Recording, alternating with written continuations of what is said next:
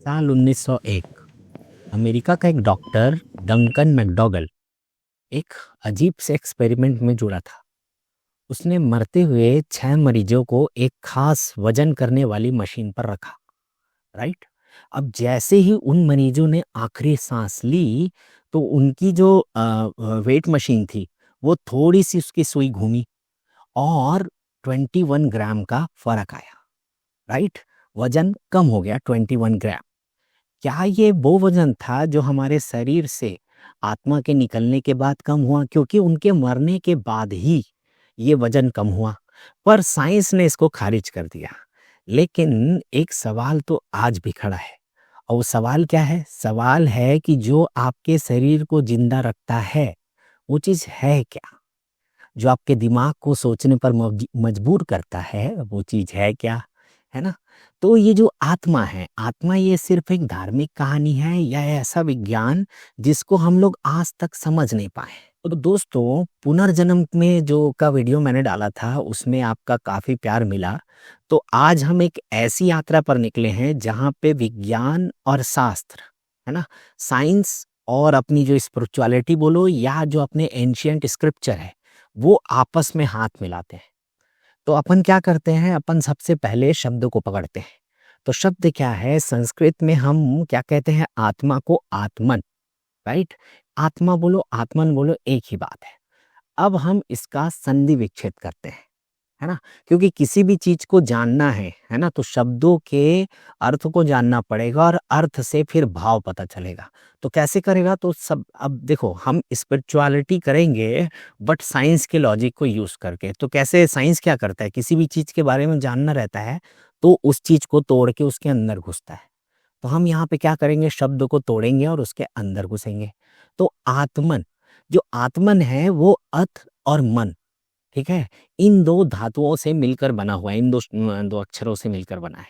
ठीक है। मन एक अपने आप में एक शब्द है। तो अत का जो अर्थ होता है वो होता है कंटिन्यूअस मोशन, सतत गति। राइट। अब ये जो मन, मन के बारे में सब लोग जानते हैं। मन, मन बुद्धि दोनों। तो वह शक्ति जो मन को सतत या गतिशील रखे, वही है आत्मा का असली मतलब। अब सोचिए कि विज्ञान में कोई ऐसी चीज है क्या जो कभी नहीं रुकती? हाँ। तो वो कौन सी चीज है? वो चीज है एनर्जी या ऊर्जा। वो कभी रुकती नहीं। राइट। तो विज्ञान का एक जो बेसिक लॉ क्या है? बेसिक लॉ है law of conservation of energy. ऊर्जा को ना ही आप पैदा कर सकते हो ना ही उसको आप नष्ट कर सकते हो। तो ऊर्जा बस अपना रूप बदलती है। अब क्या करो? अब आप अपने ना बॉडी को देखो। आपके जो दिमाग में ना अरबों न्यूरॉन्स वो बिजली या इलेक्ट्रिसिटी पैदा कर रहे हैं। आपके दिल को धड़कने के लिए एक इलेक्ट्रिक सिग्नल चाहिए।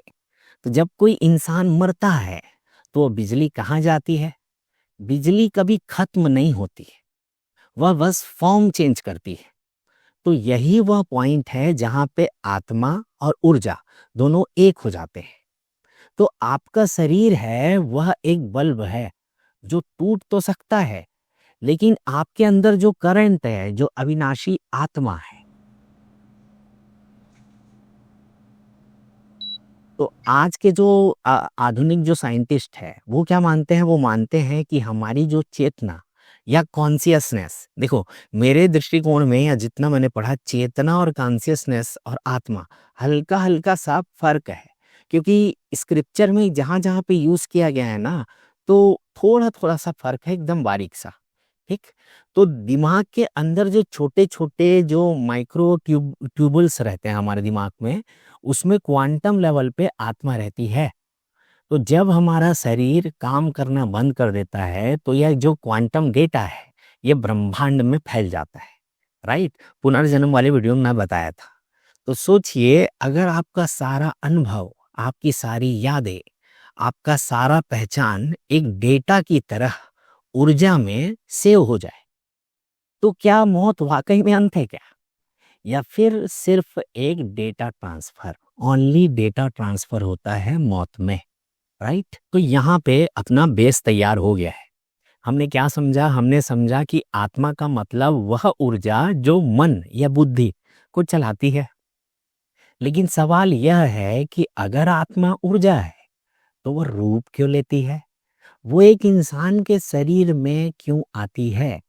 और सबसे बड़ा सवाल, क्या आप अपनी मर्जी से अपना अगला रूप चुन सकते हो? हमने देखा है कि आत्मा कोई भूतिया साया नहीं, बल्कि वह सतत ऊर्जा है जो हमारे मन को चलाती है। ठीक है? लेकिन यहाँ पे ना एक बड़ा क्वेश्चन आता है। क्वेश्चन यह है कि अगर हम सब अनंत ऊर्जा के हिस्से हैं, तो हम सब अलग-अलग क्यों दिखाई दे रहे हैं? क्यों किसी का स्वभाव शांत है और क्यों कोई बहुत गुस्सैल है? क्यों कोई पैदाइशी टैलेंटेड है और किसी को भाई बहुत संघर्ष करना पड़ रहा है, राइट? तो अब इसको बहुत ही आसान भाषा में समझते हैं। आपका शरीर या बॉडी एक हार्डवेयर है और आपका मन, बुद्धि या माइंड बोलो, उसका सॉफ्टवेयर है, ठीक? लेकिन इन दोनों को चलाने वाली जो इलेक्ट्रिसिटी है, जो बिजली है, वो आत्मा है। ये समझ में आ रहा है? ये पकड़ में आ रहा है? वो है आत्मा, राइट? बिजली। लेकिन आप थोड़ा सा यहाँ पे रुको। क्या सिर्फ बिजली के होने से फोन चल जाता है क्या? नहीं, बिजली को एक सही सर्किट चाहिए। तो जब आत्मा या ऊर्जा इस शरीर के साथ रिलेशन बनाती है या तालमेल बिठाती है, तभी जीवन शुरू होता है। और विज्ञान की भाषा में इसको बायो इलेक्ट्रोमैग्नेटिज्म कहते हैं, राइट? हमारे शरीर के चारों तरफ एक एनर्जी फील्ड होता है या ऑरा, जिसको मतलब समझ रहे हो ना, ऑरा जिसको बोलते हैं। यह कुछ और नहीं है, यह आपकी आत्मा और आपके शरीर के बीच का इंटरफेस है। तो देखा जाए तो इसको अगर किसी को पकड़ में आ रहा होगा तो आत्मा अंदर, हमको लग रहा अंदर है, पर बाहर भी बाहर है, राइट? अंदर है जिसको लग रहा है उसके लिए बाहर है, ऐसा कुछ नहीं है। अंदर भी है, बाहर भी है ना? अगर आपको ये लगने लग जाए ना कि बाहर है, तो रियल में अंदर हो जाएगा। तो दिक्कत यही है। तो ये जो मानना बाहर भी है और अंदर भी है, इसको मान्यता या समझ पाना या जान पाना या पहचान पाना, यही है गेम। इसी को कोई पकड़ नहीं पाता है, राइट? अब जो आत्मा है वह शुद्ध ऊर्जा है, जैसे सूरज की सफेद रोशनी। लेकिन जैसे ही वो मन रूपी प्रिज्म से गुजरती है तो अलग अलग रंगों में बढ़ जाती है, ठीक? और यही कारण है कि आत्मा एक जैसी होने के बावजूद भी हम सबकी पर्सनालिटी अलग अलग है, ठीक है? व्यक्तित्व तो सबका अलग अलग है। तो अगर आपका मन आपकी ऊर्जा को एक शेप देता है, अगर मन में डर है तो ऊर्जा सिकुड़ जाती है। आपका ही जो मन है ना, वह आपकी ऊर्जा को एक शेप देता है। अगर आपके मन में डर है तो ऊर्जा सिकुड़ जाती है। अगर आपके मन में प्रेम है तो ऊर्जा फैलती है, विस्तार करती है। विज्ञान क्या कहता है? विज्ञान कहता है कि हमारे जो विचार हैं वह हमारे डीएनए तक को प्रभावित कर सकते हैं। इसके लिए मेरे पास एक बहुत अच्छा रियल एग्जाम्पल भी है, बहुत सारे मतलब एविडेंस है, जिसमें यहाँ एकदम क्लियर है कि ये जो हमारा जो विचार है वो हमारे डीएनए को प्रभावित करता है। ये एकदम फैक्ट है, राइट? और आप इसको यूज कर सकते हो, ठीक? तो जो आपकी ऊर्जा, वह सिर्फ आपके शरीर के अंदर नहीं, वो पल पल आपके शरीर को बना रही है। तो आपने कभी सोचा है कि जब आप किसी अजनबी से मिलते हो तो उसकी जो वाइब्स है वो आपको बहुत अच्छी आती है, और जब किसी को देखते हो तो अचानक से चिड़चिड़ापन होता है। इसको ही कहते हैं एनर्जी रेजोनेंस। आपकी आत्मा जिस फ्रीक्वेंसी पर वाइब्रेट कर रही है वो दूसरे की ऊर्जा से तालमेल बिठाती है। जब आपका शरीर और आपकी आत्मा दोनों एक ही रिदम में होते हैं तो आप सेहतमंद और खुश रहते हैं। लेकिन जब इन दोनों के बीच का जो संबंध है वह टूटता है तो बीमारियां और तनाव पैदा होते हैं, जिसको ही हम स्ट्रेस कहते हैं। वो असल में आत्मा और मन के बीच का झगड़ा होता है। अब मैं स्ट्रेस को और टेक्निकली यहाँ पे डिफाइन कर रहा हूँ। एक्चुअल में स्ट्रेस क्या है? एक टाइप का लोड। पर वो लोड नहीं है। लोड जब लंबे समय तक हो, तो जब टाइम इंट्रोड्यूस होता है तब जो लोड होता है वह स्ट्रेस में बदल जाता है। जैसे जीना सबको है भाई, पैसा सबको कमाना है, पर कोई स्ट्रेस में है, कोई नहीं है। तो कारण क्या है, जो पैसा कमाना है, ये जो लोड है, एक तो काम का लोड, दूसरा पैसा कमाना है ये लोड, जब आप लंबे समय तक अपने रखते हो तो आप स्ट्रेस में आ जाते हो। ठीक है, लोड क्या होना चाहिए कि मेरे को बहुत काम करना है, क्योंकि पैसा तो रिजल्ट है। ये लोड अगर आप लेते हो बहुत काम करना है, आप स्ट्रेस में नहीं आओगे। ठीक है, बहुत काम है अगर बोलोगे तो स्ट्रेस में आओगे, क्योंकि है जो फिक्स करता है वो मन है। तो यही आत्मा और मन के बीच, मन ना हमेशा कंफर्म रहता है, उसको सब कुछ पता रहता है।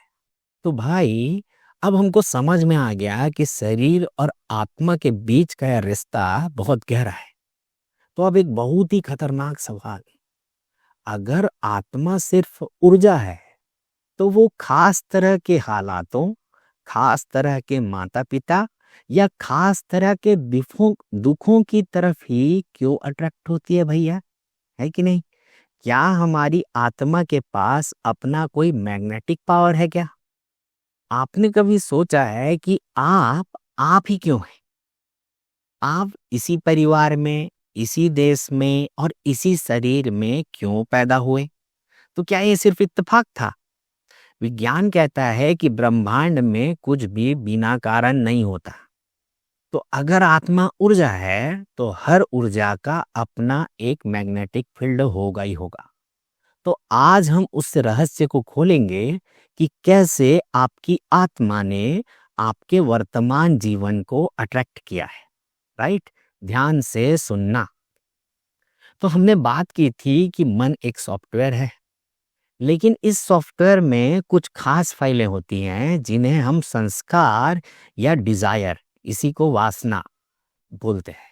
राइट, तो जब ऊर्जा या आत्मा शरीर छोड़ती है तो वो खाली हाथ नहीं जाती, वो अपने साथ इन अधूरी इच्छाओं का डेटा लेकर जाती है।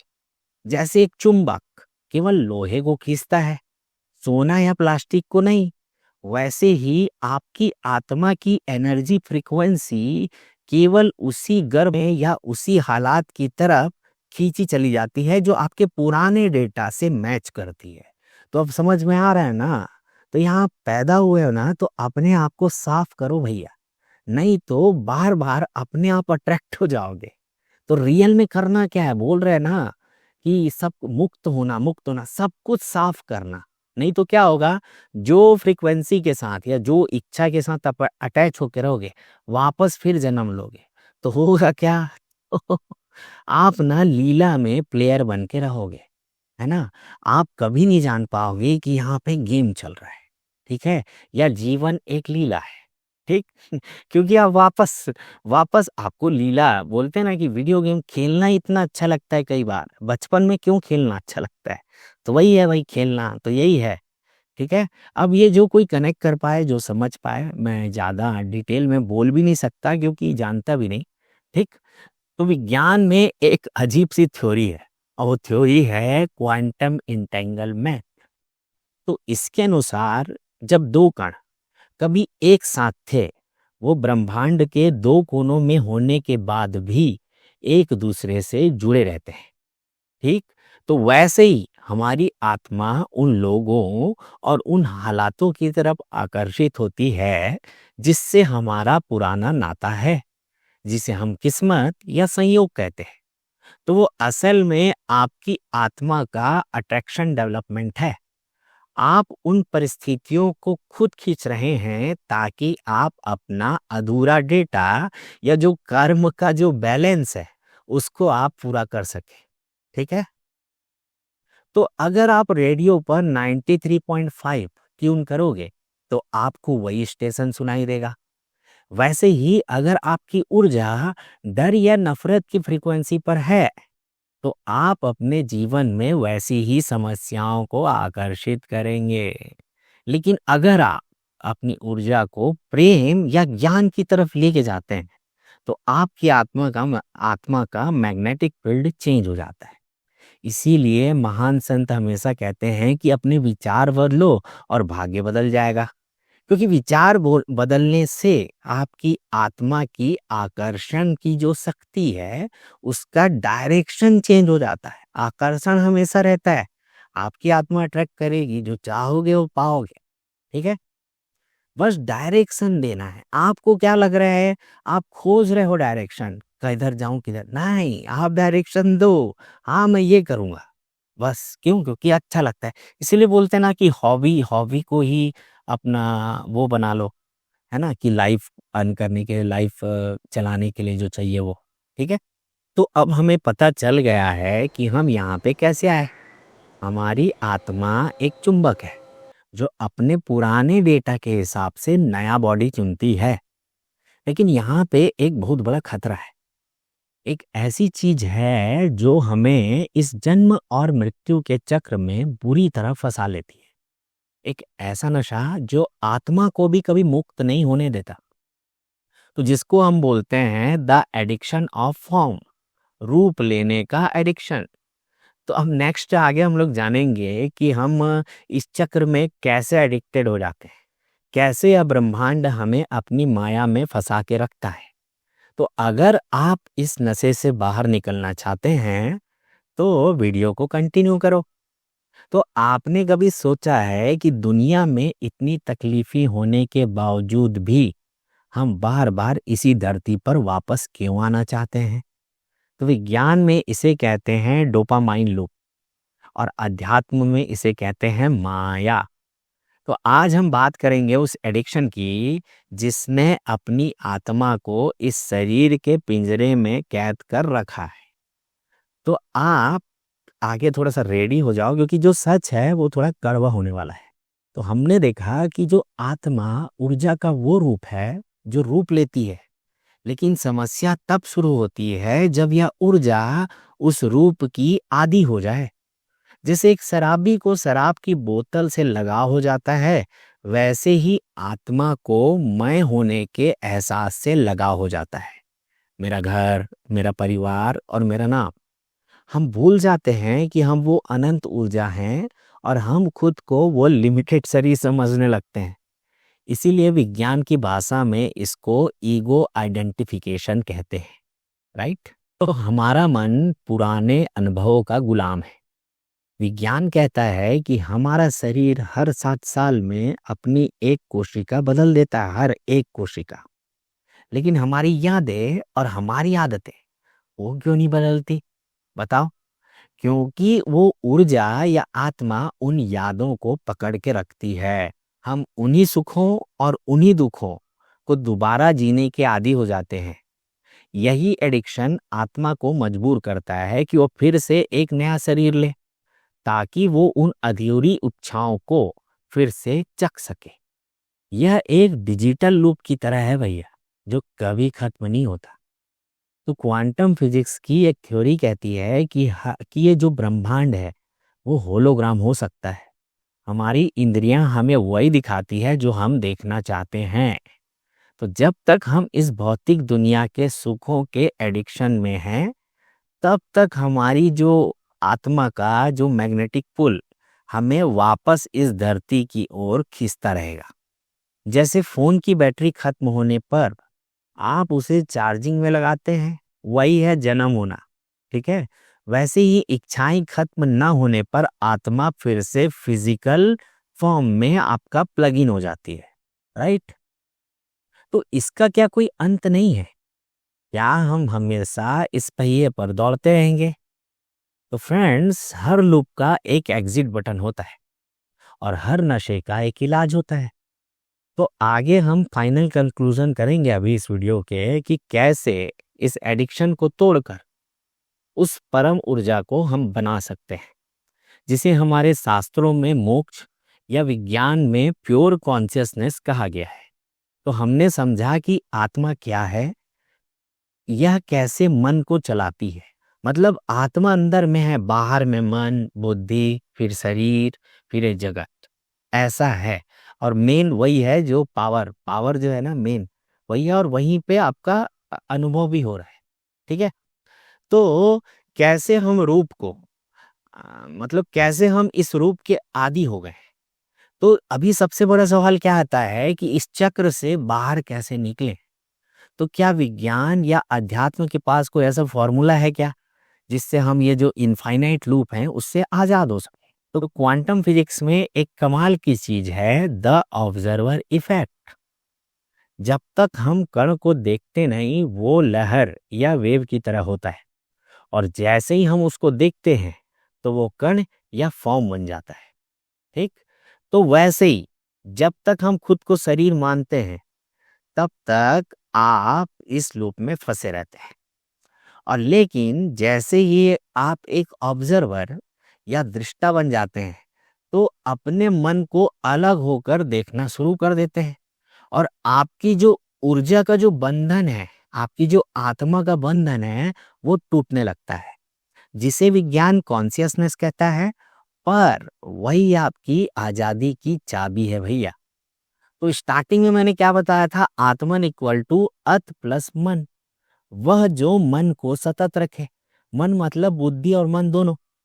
तो लेकिन जब मन की इच्छाएं शांत हो जाती है तो जो सतत ऊर्जा है वो कहाँ जाती है, क्योंकि ऊर्जा तो कभी मरती नहीं, वो तो इनफाइनाइट है। समझ रहे हो ना, मटका है खाली है, उसके अंदर जो जैसी मटका टूटा तो जो आकाश है वो बाकी आकाश से मिल जाता है। इसी को ही अध्यात्म में मोक्ष कहते हैं। ये जब जीते जीते हो, जीते जीते आप अंदर के खालीपन को बाहर के खालीपन से मिला दिए, तब क्या हो गया, बाहर पूरा भरा हुआ लगता है और अंदर तो और भरा हुआ लगता है। राइट, इसी को मोक्ष बोले। और विज्ञान में इसको क्या बोल दिए हैं, सिंगुलैरिटी या प्योर पोटेंशियल। जहां पहुंचने के बाद ऊर्जा को कोई शरीर या रूप की जरूरत नहीं होती है, वह खुद ही ब्रह्मांड बन जाती है। और ये कोई हवाबाजी नहीं है, ये पूरा फैक्ट है, प्रैक्टिकल है पूरा। तो इस पूरी रिसर्च का सार क्या है? क्या हमको सब कुछ छोड़कर सन्यासी बन जाना चाहिए? नहीं, इसका सार ये है कि आप इस दुनिया में रहो, अपना काम करो, लेकिन यह याद रखो कि आप कोई कैरेक्टर नहीं हो भाई, कोई रोल नहीं हो, आप कोई रिस्पॉन्सिबिलिटी नहीं निभाना है आपको। आप वो ऊर्जा हो जो इस कैरेक्टर को चला रहे हो, तब एकदम तन मन धन से निभाना है अपना रिस्पॉन्सिबिलिटी, है कि नहीं? क्योंकि भैया आप चला रहे हो, कि आप वो ऊर्जा हो जो इस कैरेक्टर को चला रहे हो। तो जब आप इस सच को जी लेते हैं तो आपका डर एंड हो जाता है। मृत्यु का डर, हारने का डर और खोने का डर सब गायब हो जाता है, क्योंकि ऊर्जा कभी हारती नहीं, वो बस बदलती है। तो मैं एक्चुअल में ट्राई कर रहा था कि आपको आपके असली रूप से मिलाने का, कि आप एक बॉडी नहीं हो, आप एक शरीर नहीं हो जिसके पास आत्मा है। आप एक दिव्य ऊर्जा हो, इनफाइनाइट एनर्जी, जिसने अनुभव लेने के लिए ये शरीर रूपी चोला पहना है। तो अपनी ऊर्जा को ऊपर उठाओ, मन को शांत रखो और याद रखो, आप कंटिन्यू हो, आप सतत हो, आप अनंत हो। ठीक।